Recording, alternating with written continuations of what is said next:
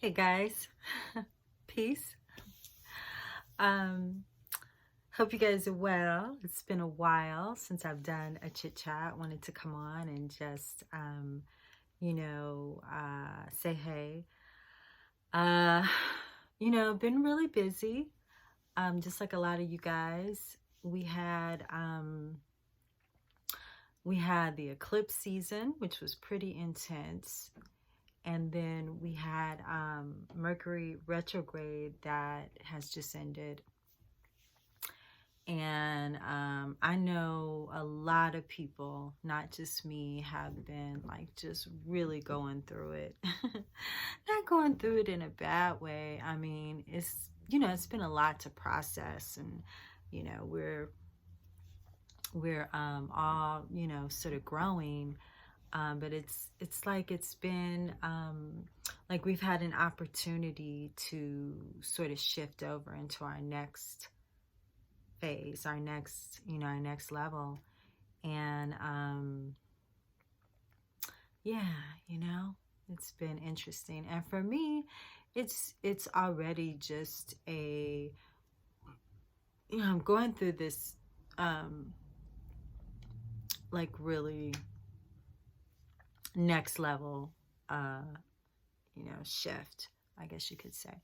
So I'm moving to a place where I believe I will have a little more time to really get into doing some videos on a consistent basis, um, and really getting into some topics of discussion that I've really been trying to come on and talk about for a year now, but just have been so caught up in a lot.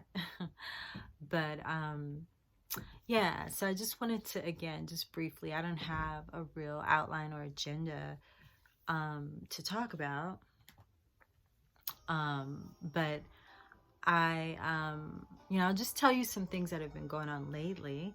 Lately, it's a topic that I've always sort of talked about a lot, but it's kind of come back front and center because there's a lot going on with just basically demons. So Spirit kind of put me onto a little research lately, or synchronistic, here's some information in your face on demons, because I was sort of dealing with a lot of them during this portal. And you've heard me talk about, my experience when several years ago during the Gulf of Aden, um, and there were portals that opened up. I've told this story on some of the other videos, but there were a lot of entities that flooded in, and this was a big thing. This was a big story in like the New Age community. So it's not like it's not like something limited that people don't know about. If you've been in the spiritual community for years, you will have heard about this maybe about 8 years ago. But lately they've had me researching lately I was going over the both the Christian and Jewish um, prophets and kings, and in particular Suleiman in Islamic tradition. And so Solomon was always one of those characters from the Bible that kind of had me like, I was kind of suspect of him. I was never really a fan for a few reasons. One, just has to do with the whole secret society, um, building, I'll put it that way. And, I've always felt that the part of the culture, ancient culture, that sort of changed religion and took over you know, the institutionalization of spirituality and created these different types of, you know, cults. In particular, you know, those of us who come from the oracle line, we can recall in our genetic memory being tortured, you know, or, you know, if, I mean, yeah, you know, just straight up. But, you know, all at the hands of these people who wanted to build societies and civilizations and empires, and, you know, literally raping nature, you know, literally stealing the secrets and the science from, stealing the secrets from the study of, which is what science is, right? The study of nature, and using those, that wisdom, turning it into knowledge, and then trying to replicate it, which is very anti-Christic. Again, well, not again, I haven't talked about this. I've been talking about it lately, but, you know, anytime you steal from the natural process, and that actually brings me into the other topic I wanted to talk about, which is artificial intelligence and the breakthroughs every day. I mean, this is a part of what we're all being prepared for, right? They are, you know, quickly through this whole recent phenomena, last 2 years, you know, but I've been talking about this for years. Just, you can follow the stories of artificial intelligence, and transhumanism is really the word I'm trying to introduce into this topic. Transhumanism, you know, is a result of, you know, the technologies, the Metatronic technologies that have been introduced for thousands of years, if not more, which is a very anti-Christic movement. You know, in the Christian tradition, we talk about the Antichrist, right? But, you know, it's very multi-layered. So back to Solomon, because I don't want to stay on too long, but back to Solomon. I was going over his, like, all last week. I really dealt a lot with Solomon, and, you know, Spirit just sort of brought the topic to me, and, you know, I was just meditating on it in between work and, you know, whatever else has been going on. And you know, I knew Solomon, you know, and again, I knew that you know, he's never really been my cup of tea for the reasons I just mentioned. He was just, to me, he represented the beginning of the exploitation of nature for the purposes of creating you know, more citadels and civilized empires, which to me always rise at the expense of the natural world, of nature, which represents to me the divine feminine, the mother, the aspect of the Shekinah, or the goddess, or the Holy Spirit, you know. And, you know, I liken that to the feminine aspect, feminine principle that's found in both masculine and feminine, but that has just been imbalanced. Which reminds me, another topic I want to get to when I start working on, when I start, you know, coming on more, is the androgynous, you know, shift that's going on with the frequencies, not necessarily of gender, but, you know, masculine and feminine goes so much deeper than that. You know, it's not just long story. I'm not prepared for that. I got to get my outline and everything going so I stay on topic, because I'll just start rambling, and, you know, but feminine and masculine energies that are, you know, have been for a while, and they've kind of, you know, have been shifting, have been moving into a greater mastery of balance within each individual, creating more of an you know, androgyny, which is how, you know, humans and pre-humans existed. Lemurians, Hyperboreans, and it is a state of also angelic and demonic beings. You know, gender is a you know, it's a split that occurred, or that was imposed, you know, based on a lack of consciousness and some other stuff. Okay, again, staying on topic. That's why I need an outline when I do this, because I'll just start talking about all kinds of stuff. But with Solomon, it was demonology that hit me, because again, I've been dealing with a lot of these, you know, entities that have been coming around, and people just been doing some, you know, crazy stuff. People have been doing, it's been a lot of witchcraft and a lot of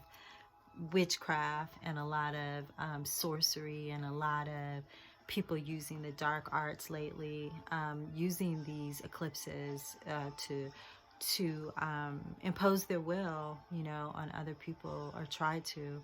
And so a lot of us have gone into serious counter attack mode, or alchemy, feeling this energy coming from, you know, and a lot of it's been covert and secret, but taking this energy and, you know, shifting it, you know, like the more they do, the more our superpowers have begun to awaken and sprout and master, right?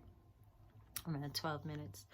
So anyway, Suleiman, the story goes that God gave him some kind of ring, and this ring gave him the opportunity, or gave him the command and authority to call up demons and to have dominion over them. So the story goes, one by one, he called like all of these demons up, and he was sort of like classifying them and cataloging them, and getting to know what each demon represents. Now demons in and of themselves, their origins is also an interesting story, because you're dealing with again, an array of entities. So some are fallen angelics, we know, of course, from different traditions. You could talk from Anunnaki tradition, or, you know, I mean, just, you know, just fallen angels from a monotheistic Abrahamic, you know, perspective. You know, when there was a war in heaven and the angels fell, and, you know, blah blah blah blah blah. So there's that group, and there are other groups of quote unquote demons, right? Some people feel that some of the extraterrestrials are interdimensional beings. Just there's an array. But in the story, Solomon calls them one by one, because he has this command, this authority, this wisdom, and God also has given him this ring, which, you know, does something to have this power over them, so that they're compelled to come and come at the you know, when Solomon beckons them. And so, okay, so then he, you know, so the story goes that he calls these demons, he has conversations with him, which they have to answer. They're like, you know, not in a good mood when they have to, but he asks them basically what they do, okay? And when they made me go over this, and I was actually watching a video on it too, And it was in the middle of like, I was, really busy doing a lot of work, and I had to like write. My hands were so tired. My fingers were so tired. And I had to write out like all the names and what they did. And, so it was kind of like a study for me that I chronicled as well. And so after he would ask them what they did, he would also ask them, and the way that he put it is, what angel frustrates you? Meaning, who's in control of you, or who's over you that can stop you? And so they would tell him that, you know, and it was, a lot of these demons and a lot of these angels I hadn't heard of or had not remembered, because I have done demonology studies perpetually over the years. But this time, I was really looking at it from, again, a Christian and Judaic perspective. So they would tell him, for instance, my name. He would ask them for their names. So then they would give him their names, and then they would say, and I am in charge of causing confusion and quarrel within families and marriages, and having homes become upset and destructive by, causing confusion, whatever. So I'm just giving you an example. They would give the description of what type of stuff they do, as demons. And then when he asked, and which angel frustrates you? So for instance, they would say, oh gosh, this is a long video. They would say, Gabriel. And Gabriel frustrates me. If Gabriel were to call my name and say, come away from that, blah, blah, blah, then I would run and, leave. And so then after he did that, Solomon, he would put them to work. This is what tripped me out. He put them to work on some section of the temple that he was building. And so he would say, okay, you're going to be responsible for cutting the marble. And the demon would have to go. And some of them even kind of got smart and argued with them, but because he had this ring, he had this command, and he could make them, do what he told them to do. And so the story goes that all these demons, this is the book of Solomon is really long. All these demons that he, called up and found out what they did, and found out how to, subdue them. Then he put them to work, and they literally built that temple. So I'm just like, whoa, wait a minute. I didn't know that Solomon's temple to God was built by demons. I was like, whoa, that's kind of some news to me. So no wonder it could not last. And, the other thing I've been dealing with the last couple of days is, the tragic hero and the fatal flaw. And in the Bible, a lot of the great kings that are actually favored by God and who did great things had their fatal flaw. And most times it had to do with lust. The same can be said for other major religions like Islam, where, again, you have patriarchs, these fathers that, are building empires, but have, you can look at it a few ways, because, of course, they're responsible for populating, these empires and having these people serve God. But it's like, you get carried away with anything, right? It's not even just about sex, but sex is so powerful because it's a creation tool, but it's also a tool of destruction, especially when it's used to rape, or rape is a strong word in this era that we're in right now, dealing with Roe versus Wade at the very moment. But sexual energy, I was just talking about today, is a very, very powerful energy. And lust, which I don't really have a huge problem with. I think lust can be a positive thing when it's used, or when it's allowed to be, to flow in the right type of way and setting. For instance, lust is it's when it's combined with desire, and not obsession, but passion. It creates ecstasy that can design,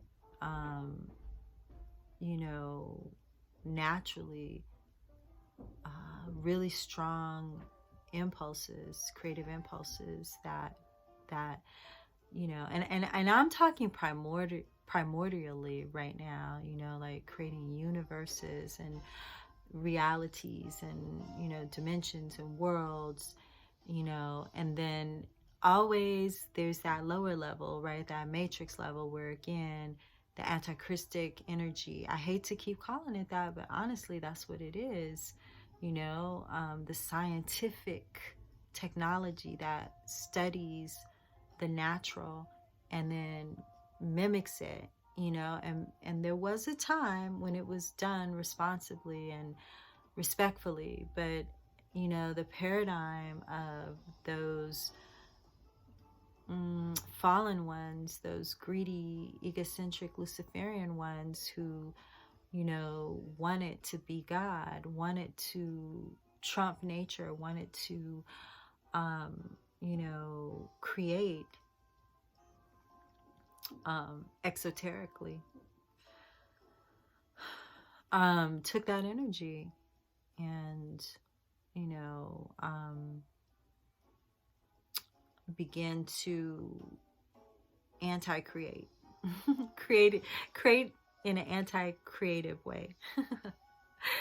And that's how we got this fallen realm, this world that we keep devolving and devolving, and so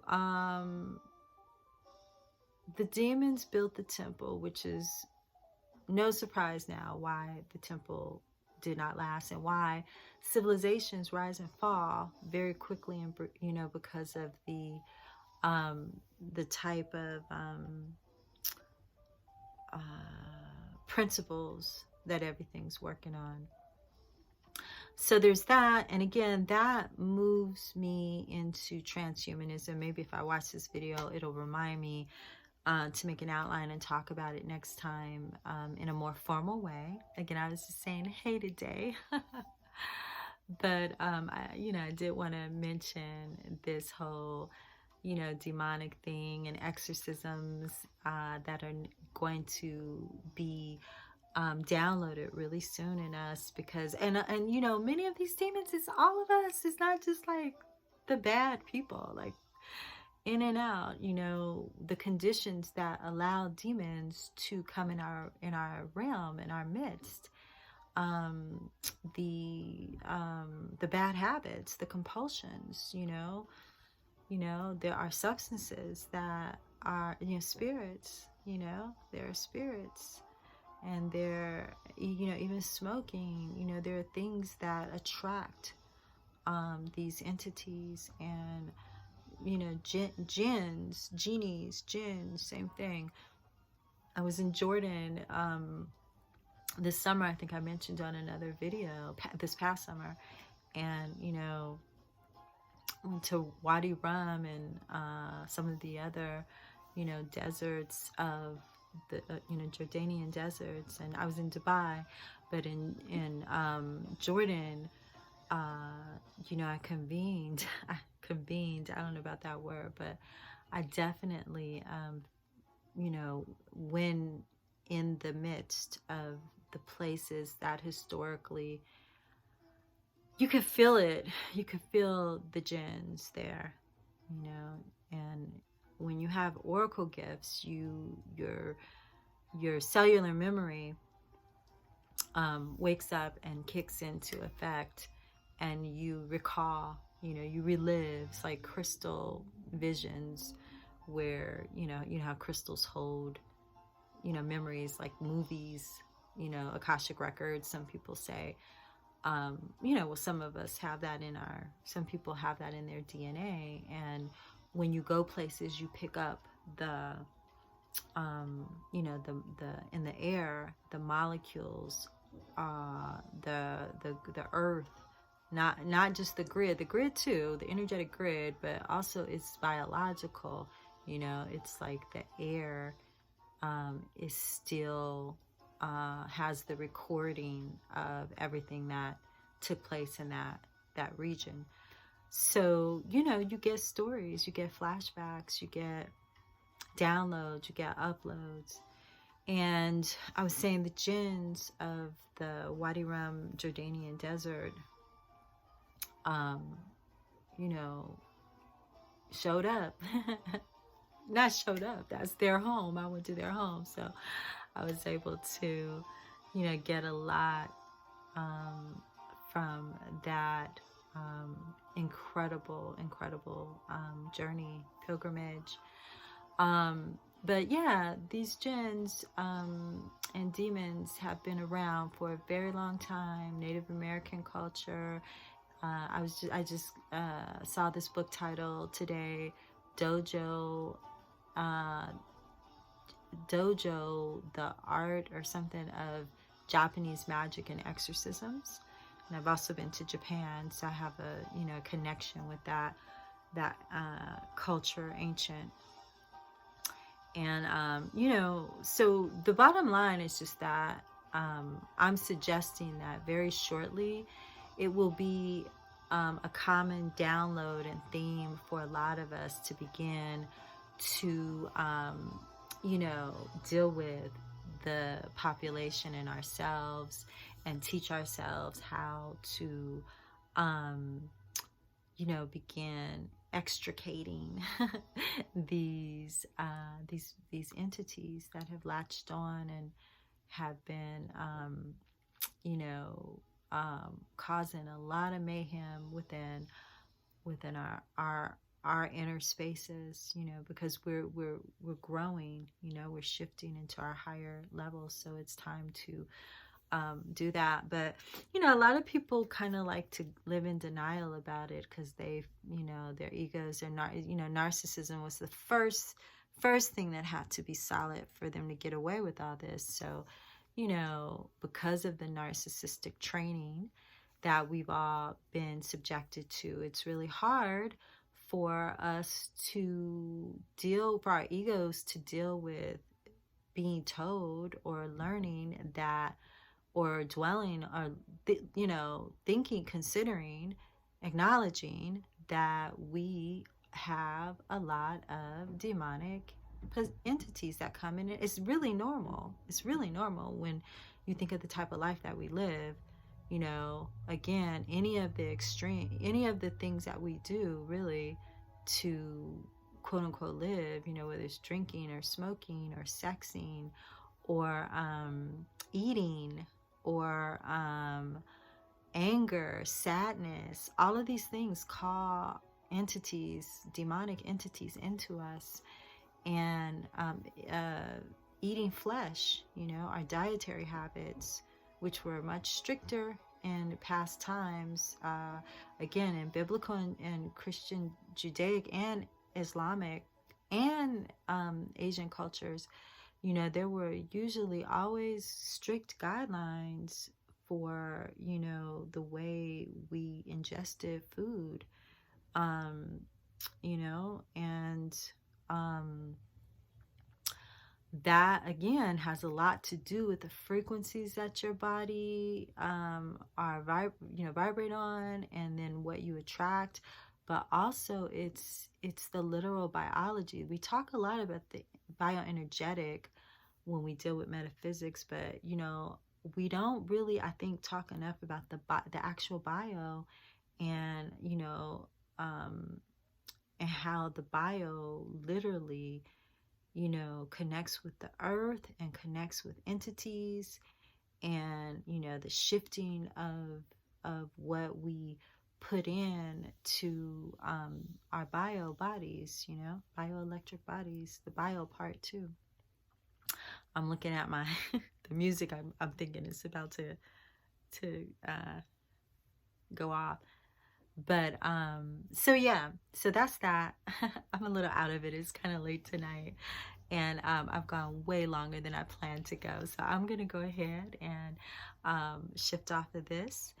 And again, I'll come back and talk a little bit more about it later, and tie in these demonic, um, you know, entities, and how we begin to have control and dominion over them, you know, and how that also uh, fast forwards us into this transhumanist scene that they're setting, have been setting for many years now. We've been talking about this for many years.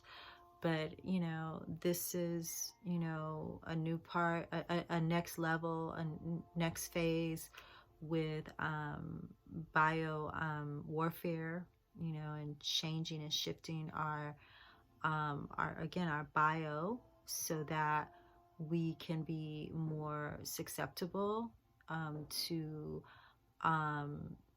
you know, anti-Christic, non-biological existence through frequency, um, and you know, so that we will abdicate our soul rights, and allow for artificial intelligence to merge with our you know, our biological you know, anime not anime, but animated, you know, essence, you know, being. So all of that is connected. The technology, the demonology, the bio, the Scientology from the ancient past. You know, science is what's been driving empires and civilizations, and explorers and settlers, and you know, all kinds of stuff. And you know, again, Solomon, Suleiman, the wisest of men, has a lot to do with that. The patriarch, you know, the Abrahamic patriarch. And then, you know, maybe we'll talk a little bit also about Yeshua, because he's a really interesting character, you know, that came to give us a different kind of teaching along with others. But, you know, we really like the message that Yeshua brought, and so we'll discuss a little bit of that at some point too. Okay. Whew, boy, I can talk. So again, hope to be doing more organized videos with a lot of information, talk about some stuff in the future. Okay.